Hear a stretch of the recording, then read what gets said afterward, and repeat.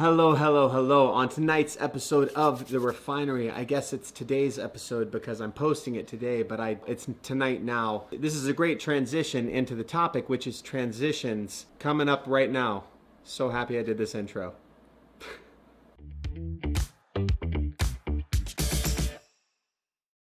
We are recording, check. We are underway with The Refinery episode 3. Thank you guys so much for being here. 4. Episode 4, man. That's how like it just flies by. You know, the time just, where does it go? Where does the time go? I think that's kind of perfect to segue into tonight's topic. I mean, and as always, Mr. Brandon G. Alexander, would you like to let the people in on what tonight's topic is?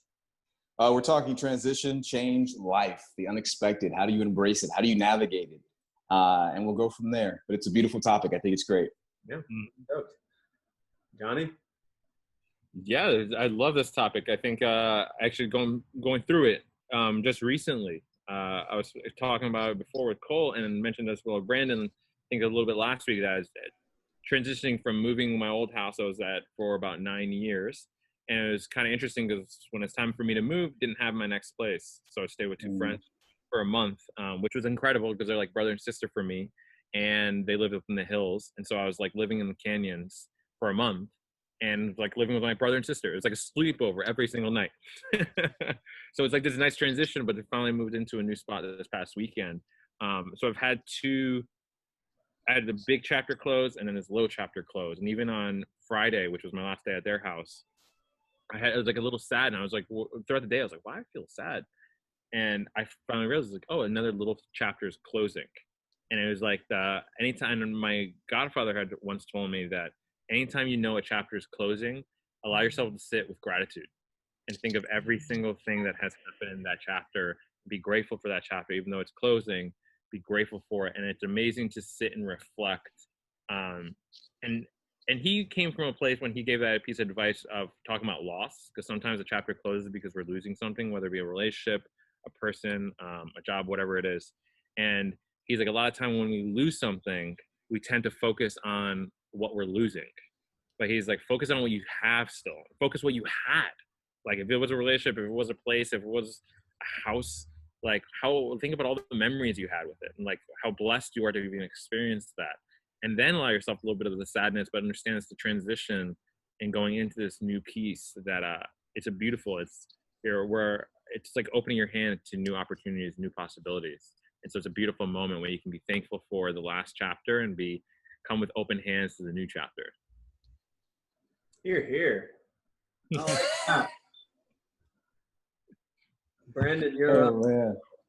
What was did you prompt him with like a question? What did you prompt him with before I hopped on? Nothing. He just fucking came out of left field with that. Just Got it. We're just hitting. We're just swinging. Perfect timing. Swinging for the fences here. My relationship with transition and change is something I'm very familiar with and I'm very accustomed to. I moved a lot as a kid, and so I had to adjust and I had to navigate new surroundings, new environments a lot.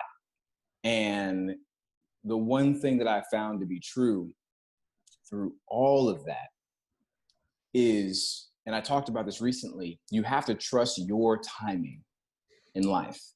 Now at 5 and 6, I didn't understand it because I was crying. I don't have any friends. I'm moving again. What's happening?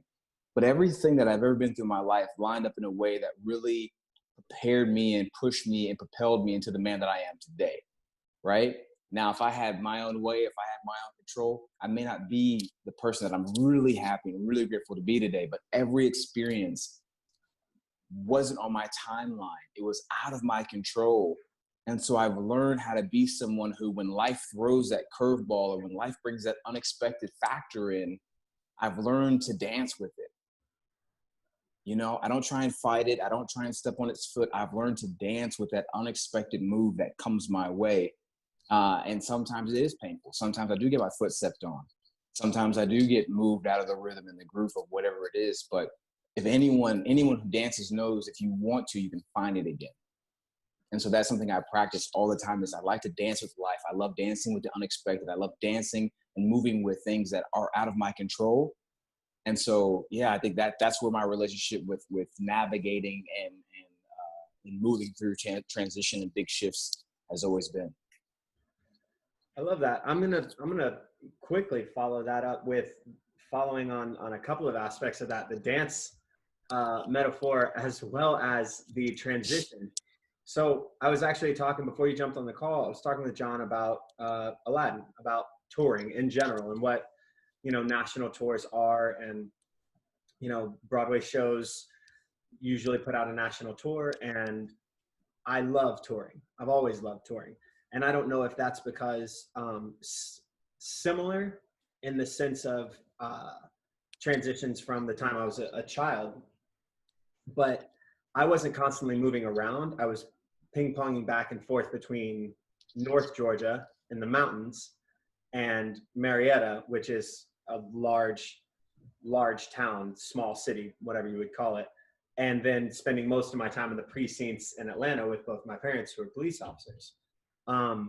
But the life that I had at my dad's house was incredibly different than the life that I had at my mom's house. And the person I was at my dad's house was incredibly different from the person I was at my mom's house. And I had to quickly figure out how to transition in the course of a 45-minute car ride between those two versions of myself. I think that helped me in a lot of ways and also hindered me in a lot of ways, or I allowed that duality to hinder me for a long time because I didn't know what was really me. Like I didn't have an idea of who I was. And I think that with regards to touring, that I love that. I love being on the road. I love constant transitions, but I think that I didn't love it enough. I didn't love it genuinely until this past year when I got to tour with Angelina, when I finally had been broken down and then come into my own as myself. I finally wasn't ping-ponging back and running away and using transitions to keep from having to find myself. I suddenly was grounded as myself and could enjoy all of those transitions and what those differences were and not hold on too tightly to things, but also do like what Jon said, like accepting the beauty of what each of those moments was. And that wouldn't have happened without, I mean, a lot of aspects of life, pretty much literally all of them, but also dance. I mean, dance was what brought me to performing and what taught me to do that. Yeah, I think you explained it really well. You can always find that groove again, but sometimes it takes you a second. And when you lose it, the minute you lose it, the first thing you do, fucking panic. Like the first thing you do when you lose the rhythm, you just go, fuck. Everybody sees through me. Everybody sees everything. I'm a fucking sham. I don't belong here. We were on the 6. And then you find it. I love that. I think that's a beautiful, beautiful metaphor, analogy, word thing. Thanks, man. Thanks. I agree. I like the idea of the dance with life. I think it's just transition. And it's like you're saying, when you lose a step, it's that moment. It is very true that we do. Our mind immediately starts freaking out and goes into panic mode, like, oh shit, but the moment you can catch yourself and be like, hold on, no, I'm okay. You see where you tripped up and you see where the person is dancing, you can flow right back into it. And some of the best dancers, you don't even realize they made a mistake because they just allow themselves in the moment to be like, oh, something's shifting. Okay, cool. We're going to go this direction. Ride it this way. I think you hit on two very important things. One, I would argue or posit this idea to get Brandon excited. I would throw this idea in there. If those dancers, if you can't tell that they made a mistake, did they? And as a larger thing for life, if we stop, what's the one thing that, I mean, as a performer, what's the one thing that you teach any student you ever have? If you fuck up, don't look at me and tell me. Don't look at me and tell me. Yeah, on stage even. Don't you dare stop. Like, don't stop. So I think this is this is such a beautiful concept. And in relationships, it's that same thing. Ooh, This is come on, why Cole. we put out our first video was why fighting in relationships is necessary and okay, as long as you're doing it for the right reasons and for each other. Because there's those moments that, at least for me, the way that I think about it is when we're in our vibe, and we're in our vibe for just ever and ever and ever, and then all of a sudden you hit that bump and you're like, fuck, what just happened? I want to call it out, but you're trying to find you're trying to find that groove again, and you just kind of can't. And then all of a sudden you either do or you call it out and you admit it, and then you like go. But if the goal is to get back to that groove and to find it because it's the next level of that, then it's worth it. You know what I mean? But that's hard, and it's fucking scary because you get immediately like, oh no, the rhythm was everything. I wanted that rhythm. I liked that rhythm. Maybe you're on maybe you went to a different fucking track and you're still dancing back there. Yeah, I was gonna say that life is one thing to partner with. A person is completely different. A person has their own rhythm, their own soundtrack, and the beauty of relationship is when you're on that same beat, when you're on that same rhythm and that same flow. You know, they know, and even in dance, it's unspoken. If you're dancing with a partner really well, you never say, fuck, we're killing this shit. You just enjoy killing it together and you're moving through it. And as I navigate relationship, right, I'm learning that you won't be in sync. You won't be in sync right away. You may have pockets and moments when you're in sync, but that's the beauty of learning the dance. Going back to one. Okay, what is home for us? Okay, our base is 1 and 2, and I'm trying to spin you here, but you're not really feeling it. Okay, let's go back to 1. And 1 for everyone is different, right? 1 could be, we need to go on a walk again. 1 could be, let's have that conversation, or let's have a conversation. 1 could be, I need space for a little bit, like you go do your thing and I'm gonna do mine. But no matter what, you always gotta go, when you can't find it, in dance, there's always a reset. There's always a home spot. Go back to 1. Well, also, it's like, I remember hearing, if you're going to, the whole idea, if you're on stage and you're going to fall, people fall and they're like, oh shit. And they look around and they make it obvious that they didn't plan to fall. And it's whole idea, if you're going to fall on purpose. Make it purposeful. And the same thing, if you make a mistake, even in dancing or just in life, in the moment, you know you're about to make a mistake, or a mistake is in process. Okay, cool. What can I do right now to shift and still be not necessarily in control, but basically be present to, okay, what are my next steps? And still get right back in the move, rather than focusing that it is a mistake, rather than focusing that something isn't going right, or going to the topic of change, like, yes, things aren't going according to plan, and that's okay. But now that I know that things aren't going to plan, how am I gonna show up? How am I going to move forward from this moment, knowing that this isn't going according to plan? Yeah. There's something, though, that Brandon said that you just kind of touched on. And yes, there is always a universal 1, right? Like in dance, you can always find that beat. The difference in relationships, and the hard part for all of us to accept, is that there's actually no fucking universal music playing. There's you can't just go, hey, wait for the 1 and then we get back on and then we can find it. Nobody has the same music. There is no fucking music. Like, there's no music. There's no music, but there's still a dance. There's still, you can partner somebody and you can feel that vibe and you can be in sync with somebody without music. But when you try to say, no, this is fucking jazz and it's playing, and listen to me, look at what I'm doing, why aren't you doing it? And they're like, no, I'm doing jazz. And you're like, no, you're not. Yeah, you know what? There's a lot of different jazz. I mean, if I could tap on that, and I actually was talking to a friend of this today, is the understanding between intention and expectation. That person who's saying you're not dancing jazz has an expectation, because they're expecting them to dance to that version of jazz that they're hearing. Whereas I have an intention, hey, we're going to dance to jazz. So it puts in the frame, okay, cool, we're gonna vibe in this way. And then you're hoping that that person, but the idea that they both have the intention is like, as I was explaining earlier, is like the intention is focusing on the journey, the dance. Expectation is focusing on the end result. What does that feel to the dance? Be like, I want to feel great. I want the whole crowd applauding and standing ovation. Yeah. On that, you're going to trip up so much. And I was telling him the same thing, is because he was talking about wanting to live or get to Santa Monica. And I was like, if I'm in Studio City and want to get to Santa Monica and I have an expectation to get to Santa Monica, I'm going to take the 101 to the 405. I'm not allowing any flexibility that if there's a car accident that shuts down the 405, my whole day's ruined. How am I supposed to get to Santa Monica? I can't believe it. But rather, like, my intention is to get to Santa Monica. Okay, 405 is closed. Cool. I'm going to take Mulholland. I'm actually going to take 101. Actually, now think about it, Topanga. I'm going to take the canyons, take PCH. And I'm actually going to ride the oceans to Santa Monica and get a nice little view ride. Everybody that's down from LA is like, what is he talking about? That's true.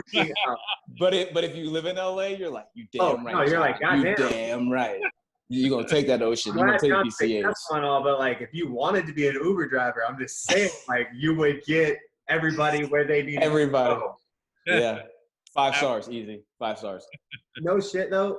What you just said is also the reason that and I'll throw this out there and see if it takes us in a different direction or into our first disagreement.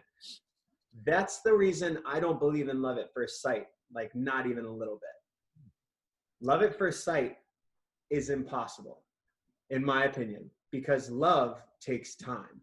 Love takes learning somebody else. Love at first sight implies that I meet somebody and I immediately, without doing any fucking work, know everything about them. And if I already know everything about them, what's the point? Then that love doesn't build. Love takes time because you've got to learn each other's steps. I know how Ange is going to dance to any song.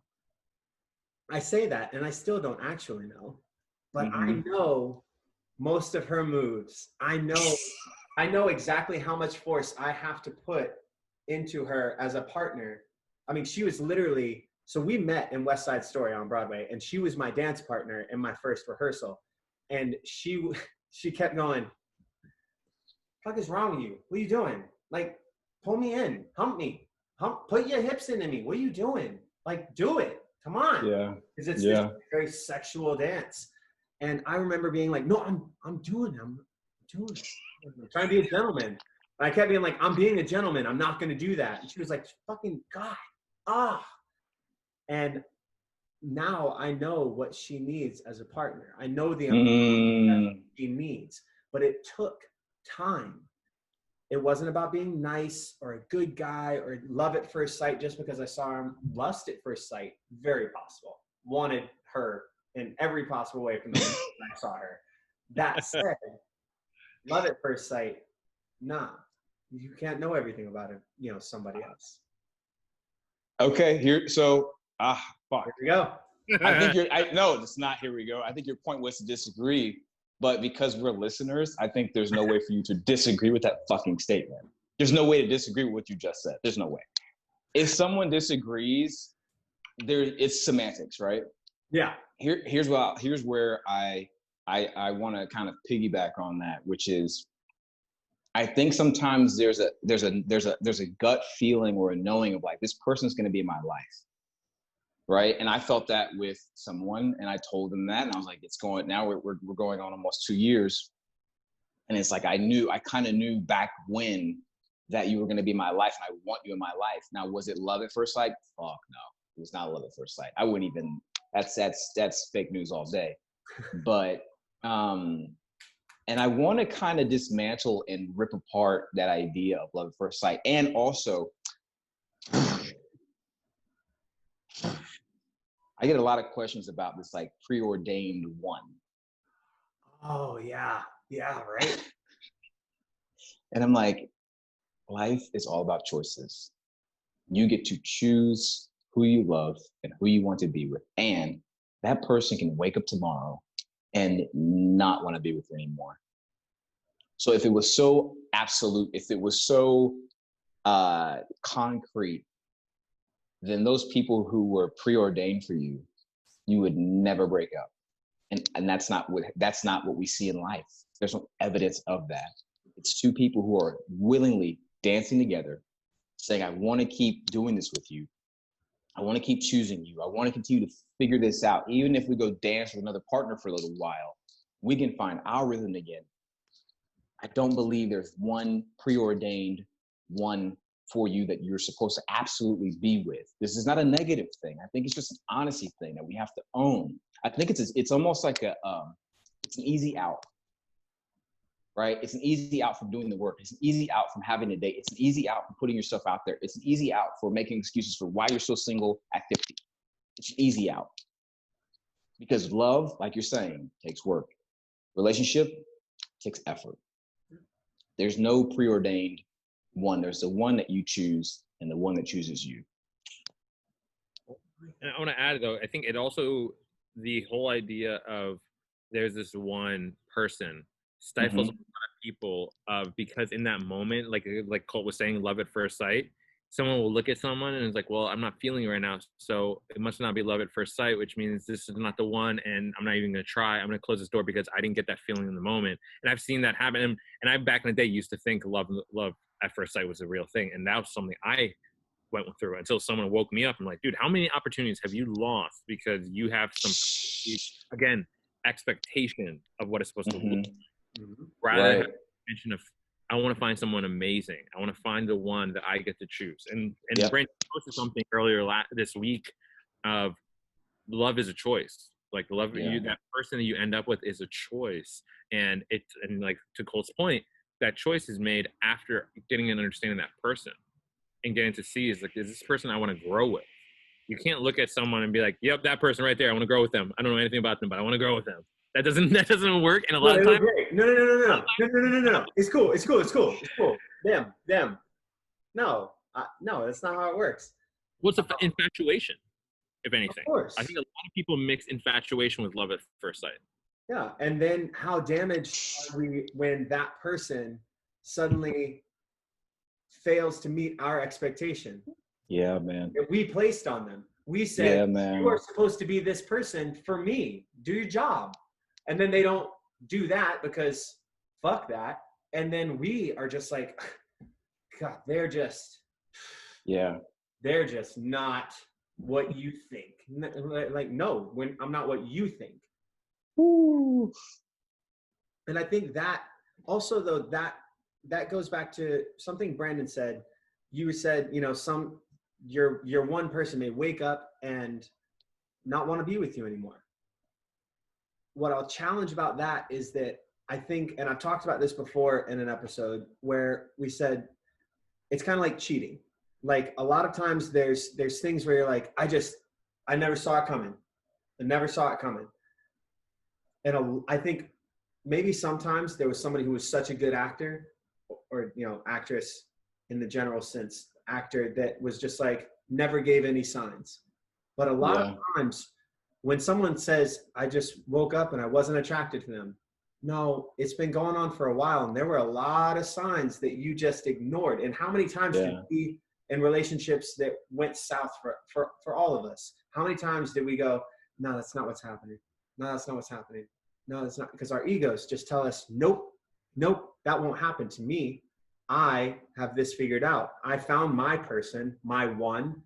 I think that the concept of the one is so detrimental because it tells everybody, don't learn about yourself. Look for someone else who's going to like you the way you already are. Don't worry about working on yourself. It's not about that. Right. I love Angelina and I'm so thankful for her. But the truth is, I didn't come in this package. She loved what she saw in me and what she knew she knew where my heart was. She knew what I wanted to be and she knew I could be that, but I wasn't. And she did help me find that in myself. She didn't get me there. She helped me find that in myself. She helped me do that. And I think that's what a beautiful couple is. If she ends up for some reason waking up one day and being like, I don't want you anymore, obviously I'd be devastated, but I would be so thankful that I had learned all of this. And then I'd put her in a psych ward because I'd be like, you're crazy. That makes no sense. You gave me no signs. And, You and give me no signs. you gave me Zero. what is going on, man? We had shrimp scampi last night. I don't understand. Stand right. You gotta be careful of that seafood. Oh my God. Come on. I know you've got questions for us, Colt. So I wanna dive into your questions or whatever the kind I'm of not going to be this good. This is golden, but I do want to. Let's just keep circling. Let's keep circling. Because here's the thing. I'm curious for the both of you, right? Outside of relationship, what would you say was one of your harder transitions in life that you were like, fuck, I don't know where to go from here? Like, we all have that moment where you're like, I don't know what the next 2 years looks like for me. I don't know what the next 3 years looks like for me, but this one thing or this moment or this series of moments led up to this. And now I'm like panicking. I have anxiety. I'm stressed. I'm frustrated. I'm irritated. I feel like a failure. I feel lost. I think the main word to sum that all up is when was there a time in your life where you felt like you had no sense of direction, you were lost? John, you want to take that? I mean, yeah, I could tap into what I was saying before because it was 2 weeks before I moved out of my last house. Like, we'd been looking for a month and a half for places, and there's three of us that we were like, okay, let's see what we can find. And we found a first place that we loved, and it was coincidentally next door to the two friends I stayed in the hills with. The house next door. It's crazy. Like, to give you an example, like, well, I'll tell you another time the intention story. But it was crazy because we found this house, and it was exactly everything we wanted. But the landlord or the owner of the house was like, I want 2 months deposit and 6 months up front. And this is right when the pandemic happened. And it's like, dude, we can't give you that cash. Like, we have no idea where the world's going to be. And so that fell through. And it was a series of just other things just not working out. Suddenly it was like job after job after job this whole summer just canceling. And this year canceling. So I'm like, okay, I don't know where my work's going. Now I don't even know where I'm going to live. I'm supposed to be out in 2 weeks. Everything kind of was in this scramble of just like, I don't know what the hell I'm going to do. I don't know. And I remember talking to a mentor of mine. And I was like, dude, I don't know where I'm going to live. I don't know where my career is at. I don't have a relationship right now. Like, I thought it was going to be this one person, and it didn't work out. And it was because of this whole COVID thing, and that didn't happen. And I was in this place where I was like, I don't. And the thing that kept running in the back of my mind is like, dude, you know you're going to be fine. You just have to trust. You have to trust yourself. And you always know. You always figure it out. But it's when you're in the shit, is the hardest part to be like, I know everything's gonna be fine, but it's really hard for me to say it's gonna be fine when nothing is fine right now. Like, everything is wrong. It doesn't matter how many times, like, the universe, God, whatever you do or don't believe in, life brings you back from like sudden, the brink of disaster. Every fucking time we're like, this is it. This is the one.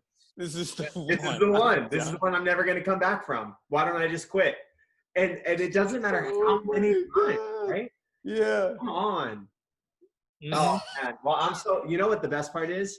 That I'm so stoked that person asked for that stuff. And I hope that they got that from whoever they needed to get that from so that they can eat. Yeah. But I'm so happy it didn't happen for you because you just gave me a virtual tour of your house and fuck you, you're fine. Yeah. You're up in the right place, land of milk and honey, with a factor, like, you're fine. Well, it's funny because even though I'm not in that house, you brought up Gary Vee earlier, and Gary Vee has that saying, don't be fancy till you're fancy. And I realized that house, if we were there, would be substantially a lot more money, not only to what we were paying now, but it was a house with big rooms, tall ceilings, and I just know utilities in that kind of house is even more. So we would have been substantially paying more, and it was this whole thing is like, we can't even enjoy it with friends right now because we're going through this whole pandemic right now. So I was sitting there and like, I remember getting into this house and being like, why was I trying so hard to be so fancy? Like, what was this? Like, yeah, I could have had that cool house in the hills, but it's like, I'm just not there yet. And it's okay. There's nothing wrong with not being there yet. Eventually I will. Eventually I'll get to what I want. But it was like the whole idea of like, what, and I think going back to Brandon, what you brought up is like the moment I let go of expectations of what it had to look like, I allowed myself to. Now I'm in a beautiful neighborhood, amazing house. We've already met the neighbors, amazing people. We're close to so many things that we already wanted to do. So it's like everything worked out. The moment we let go of what it needs to look like. And I think that's the biggest thing with going through change and going through these hard moments is asking yourself, is like, okay, where am I attaching expectation or like a demand over what it needs to look like. Reality is just like, okay, shit, okay, hold on, life, I get it. Things are changing. All right, let me just kind of sit back and let me just kind of just be with it and be in the flow and understand what is it trying to tell me and just ride through it. I think that's a part that helped me, at least, and especially this past transition, because I've been through a couple of big transitions, and the thing that I always learn afterwards is, dude, the sooner you trust yourself, the sooner you're going to be fine. But the more you start thinking, oh, it's not going to work out, oh, like I need a backup plan, oh, I need this, is like you just start wasting energy and stressing yourself out, where it's like, no, it'll work out. It'll always work out. 100%. Brandon? Hence us sitting here. I mean, yeah, life, you look at life. I've been through the shits, man. I've been through the shits. When I got to LA, I think the first year and a half I lived here, I think I lived in one place for a good amount of time. But once I couch surfed heavy when I got here.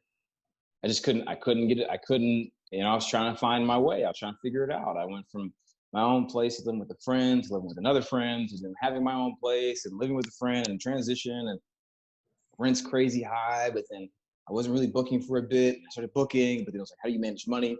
And I remember that time in my life, and I was just like, if I want this bad enough, I'll go through all of this shit. If I want this bad enough. But all that led to 2012. I did my last big gig in 2011. I did Jennifer Lopez. And I remember leaving stage, and this is when the loss thing happened to me. I left stage, big performance, AMAs, everyone's going crazy. It was like almost a month of rehearsals, something like that. Even when I got the text message for the job, it was like, can you be at rehearsal tomorrow? And I was like, well, who's it for? And it was like, you'll see when you get there. And I was like, give me something. Yeah. So I show up to there's these rehearsal spaces in Burbank. I can't remember the name of them right now, but there's these rehearsal spaces in Burbank. I show up, I walk into the studio we're rehearsing in, and it's Nappy Tabs and a bunch of dancers that I know. And I'm like, this is the J-Lo crew. Why am I here? Right? J-Lo walks in, hey babes, how's everybody doing? And I immediately am like, oh, fuck, it's J-Lo. What am I doing here? Nappy Tabs walks in. They're like, hey guys, so we brought in a couple of you for the AMA performance, but we need a couple things. One, take your shirt off. Take my shirt off, ripped at 20, whatever, ripped. And then they were like, and then you're gonna learn like 4 8 counts of this one song, something I can't think of, right? Na na na na na na na na na na na na. It on the floor. Anyway, I can't remember it, but it's like this really fun dance. Anyway, so we learned like 4 8 counts. I like the dancing Colt. I learned 4 8 counts, and at the end of it, they're like, "Okay, we'll see you guys tomorrow." That was how I got that was me getting the job. Shit, dude. So am I right? And I'm like, "Fuck! I danced for Beyonce. I danced for so and so. I danced for this, but this is like big deal. This is like the shits, right? This is the motherfucker right here." Excuse me, Mama Prattes. Probably don't like that word. So he'll bleep it out probably. But anyway, so I do the job. I go on stage. It's amazing. I'm looking out the crowd. I see Lady Gaga doing the dance moves. I see all these big name stars, and it's this big rush of energy. And I get off the stage, and everyone's running back to the dressing room. And I'm like, we killed it. We had an amazing time. And I remember feeling nothing. And I was like, oh man. This is not okay. Nothing. Hot girls running around. J-Lo wants to have an after party that I'm not going to because I'm going home to go to bed. And I'm invited to it, but I'm going to go home and I'm going to go to bed. I was so not disinterested that it felt like another day. And I said, I need to look at what this is. Fast forward to a couple months later, my mom calls me. She's like, why don't you come home? Come home. You haven't been home this whole time. She was overseas contracting, and all I'm getting to is I went home, and a lot of my friends were like, are you coming back to LA? Because they knew where I was at in life. Are you coming back to LA? Are you going to come back? Are you going to come home to your new home? And I was like, I don't know. I want to come back. I was going to go for Thanksgiving. And one friend in particular, Mike Hill, he said, why rush it? What are you rushing? What are you rushing for? LA's going to be here. Where I'm not going anywhere. The city's not going anywhere. The industry's not going anywhere. Why don't you just figure out what home is going to bring to you and what you're going to bring to home. 3 years later, my stepdad at the time passes away while I'm home. And I learned that over that time of why am I not being booked as a masterclass teacher, the first year, I booked nothing. I booked not one masterclass, not one teaching gig. The last year I was there, I worked more than I ever did in LA as a choreographer, as a teacher. And it literally led me to when I met you, Colt. My stepdad passed away a week before Magic Mike auditions. Are you serious? Wow. And Luke was like, don't come. Yeah. If that happened to you, don't come. But because of where I was at, he was like, if you're coming, you're staying with me. I'm gonna take care. Like what? Like it became a thing to where we now are doing this years later. Yeah. So in that time of not knowing what was going on in my life, it literally has led me to us doing the Refinery together, us working together. Mm-hmm. Like that's life. And at the time when I moved, I had no clue. I had zero clue that fast forward to that's in 2015 to 2020. That was 2015. To be doing it August 2015. Yeah. It's crazy, right? And we said we would tell the story one day, and it's kind of funny how this is how it came about, because you don't know any of the backstory before I got to the auditions. I was going through it, dude. And I remember my mom and I having a talk about, I had watched my stepdad, and we didn't get along. I watched him meticulously over the years, what he did, what needed to be done, how that sprinkler came on, how that worked, how that needed to be fixed. Because when he passed away, my mom became so unraveled that she couldn't leave her room. She became so unraveled that she wasn't going to the grocery store. She became so unraveled that I literally, because I had paid attention over the time that I was there, I could do what she needed to do before I had to leave. So that for me was one of the biggest times in my life where I didn't know what the fuck was happening. I didn't know what the fuck was next. And it brought me back home. I love that. That's beautiful. Yeah. All right, well, we're going to have to talk more about that. But yeah, please. Well, interestingly enough, I want to preface this with, and I know that you feel the same way, and I feel comfortable saying that I speak for both of us when I say that nothing that we're saying with regards to the performances or the people we performed for, it didn't have to do with them. It had to do with us. Yes. J-Lo, you're incredible. You're great. If you ever watch this, you're incredible. Great team, great staff, great wardrobe. You paid great. Like, it was me. It's not you. It's me. It's me. But it is, and that's the thing.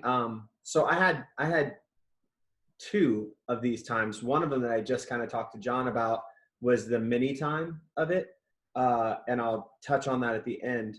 But the larger one was I booked the Pink Try video, and she was incredible. And her manager asked if I would like to go on tour while I was filming the video, and I was like, amazing. And I kind of took that with a grain of salt and was like, sure, cool. And then they actually called and made an offer, and I go out there and I'm suddenly working in LA and, rehearsing. I'm on this world tour, and I remember I would watch her do 3 numbers every night, like just sitting there. And sometimes I just put on a hoodie and go out in the crowd in the pit and just watch. And we were at the O2, and I remember we're at the O2 arena. I'm 30 feet in the air, suspended in this harness, upside down. There's 20,000 screaming fans that you can't even hear the music that is being blasted out of speakers that are bigger than the house I'm fucking in.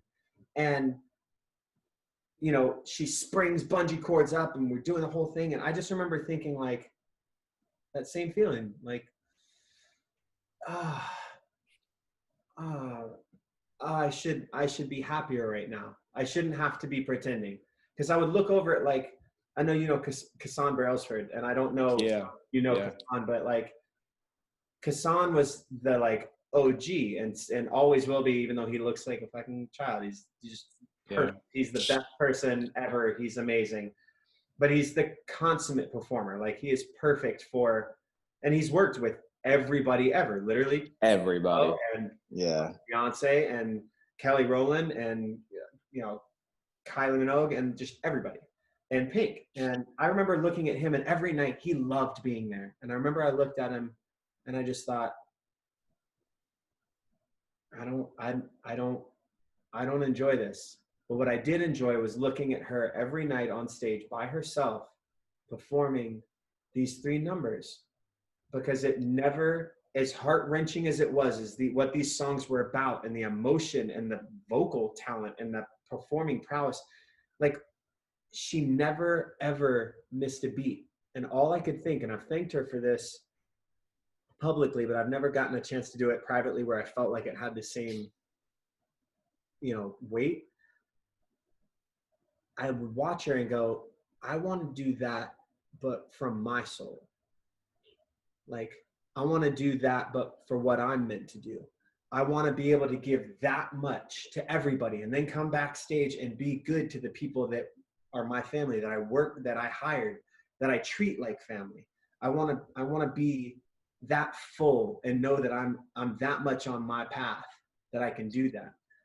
And I left that tour and I was like, I don't know what that is though. So I was from the highest high dropped down to like, I started like competing in CrossFit because I genuinely had no clue what else I was just like, I'm good at working out. So I guess I'll do this. And one day, this is Angelina and I's first year of marriage. And it's going pretty poorly because I'm working 4 jobs as a, you know, trainer or head of training at 3 or 4 different gyms. And I'm still not making enough money to pay a fucking $1,800 rent. And it's just nothing's happening. And I go in one night and I said to her, I was like, I can't keep living with you hating me. Like, we've got to figure this out. And she said, I need you to do the things you said you would do. And I was like, okay. And next day I called my agent and I said, hey, I need a job.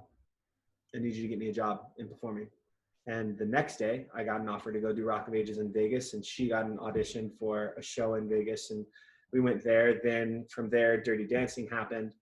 And then from there, like, wow. Yeah. Wow. But it was literally that darkness of that year was the hardest year ever. And it was because, and I think this all sums up what we're talking about.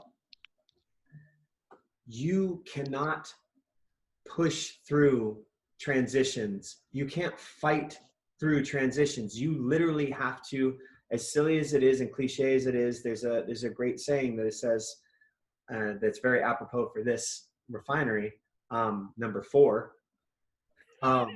It says, life is a beautiful dance between making it happen and letting it happen. And the truth is, like, that, finding that balance is the most constantly mind-numbingly beautiful thing ever. I love how you held on to that shit to the end.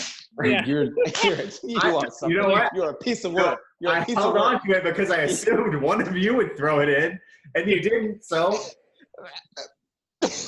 out the park, buddy. I'll watch it. It's not done yet. I just can't see it anymore. I'll just. Man, I'm like, So wow.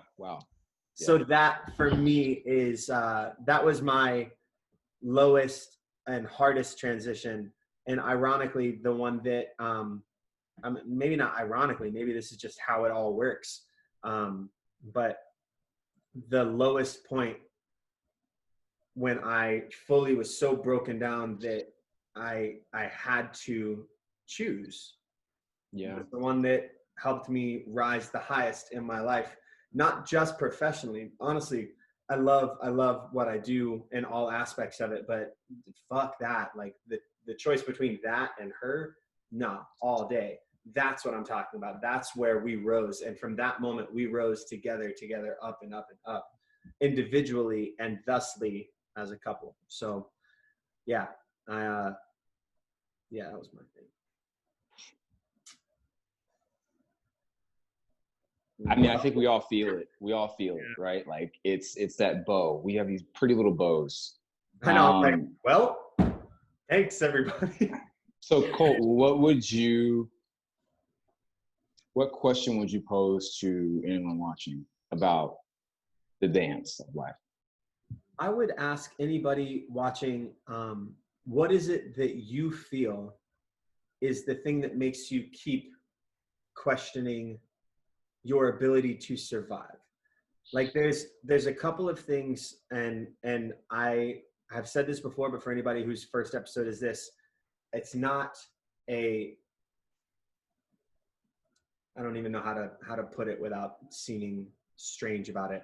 But luckily I've done that. There's a couple of like biblical references, like being in the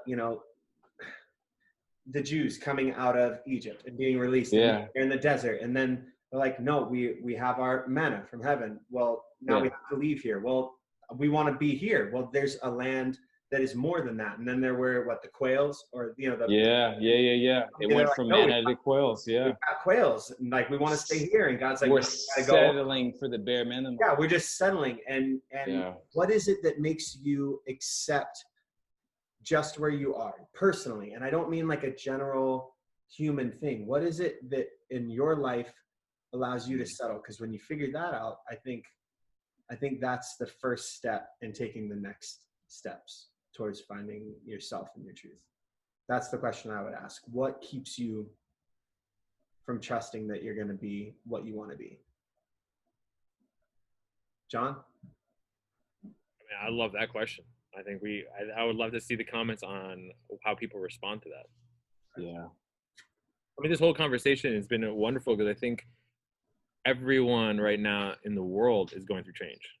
Not only are we adapting what's going on personally just in the world, but it's like Black Lives Matter, the Black Lives Matter movement is happening.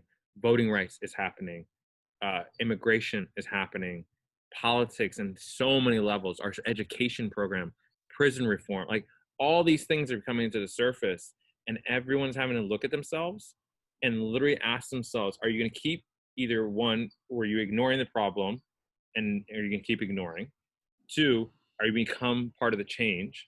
Or three, are you even just going to challenge yourself to ask how you've been showing up for these different topics? Because it's not to go and tell everyone, hey, now here are all these topics. Everyone needs to participate in everything. Because, I mean, put all that to the side, we're all dealing with our own change. Mm-hmm. Since COVID happened, our sleeping habits, our ways of communicating, our ways of working, our ways of loving, our ways of just our normal habits, like everything has changed personally.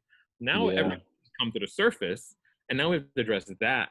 And so I think the fact that like the three of us can come and talk about how change has impacted us, how we've dealt with change, I think is something that I'm so excited to see. This is probably one of my favorite episodes because I think it's so timely with everything going on. And each of us really dropped some amazing gems in the sense of how we've been able to handle it, that I feel like other people can take that and use that in their personal life, because I think this is just something everyone's dealing with. Like anyone who's sitting here and like, my life hasn't changed in the last 4 months or 5 months.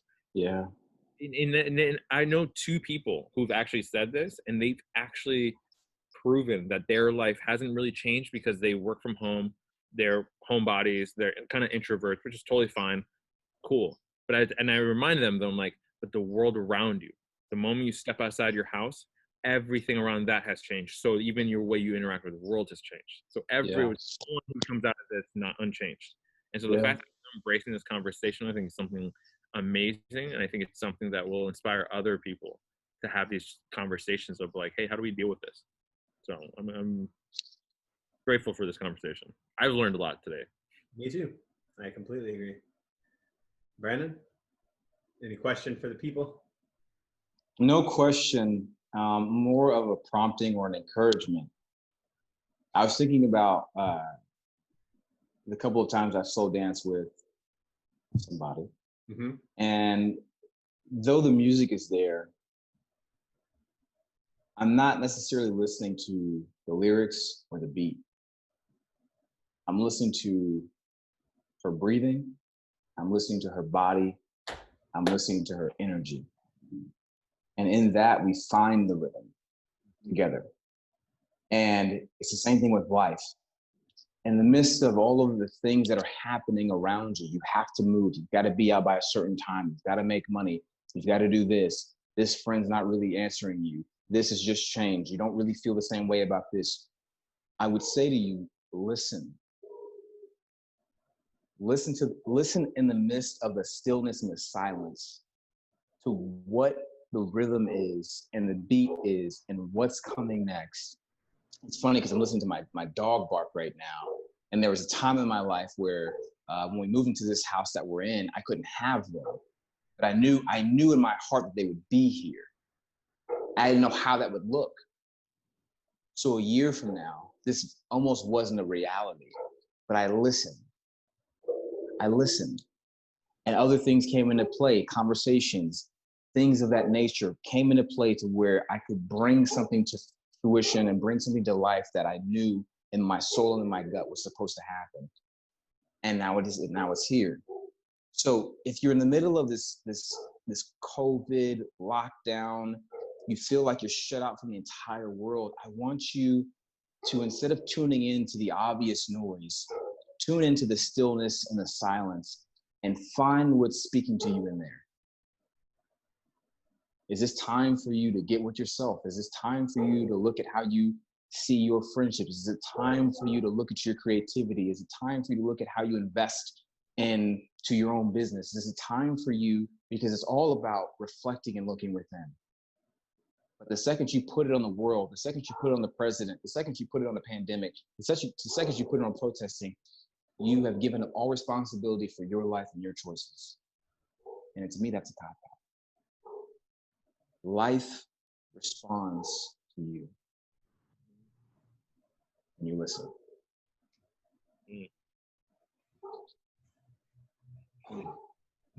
I can't see Colt right now, so I don't even know what he's doing. What? Yeah.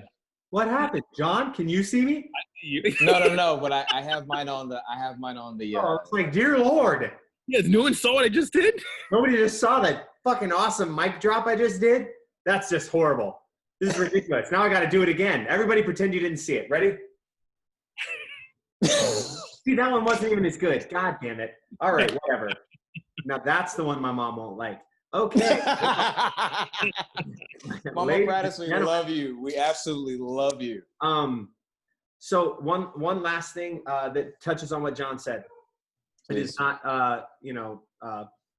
potent and beautiful, but the Daily Stoic, if you don't get emails from them, do it.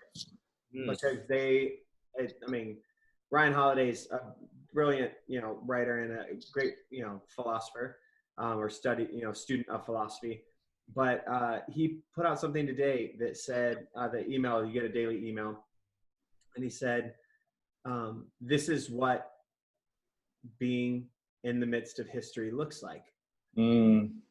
This is it. Like we all look at the world and we're like, God, what would it have been like to live through the civil rights movement? Or what would it have been like to live through a world war? What would it have been like to live through Watergate or that, fucking Julius Caesar, Marcus Aurelius, the times of Seneca, Epictetus, like it's now, it's fucking now.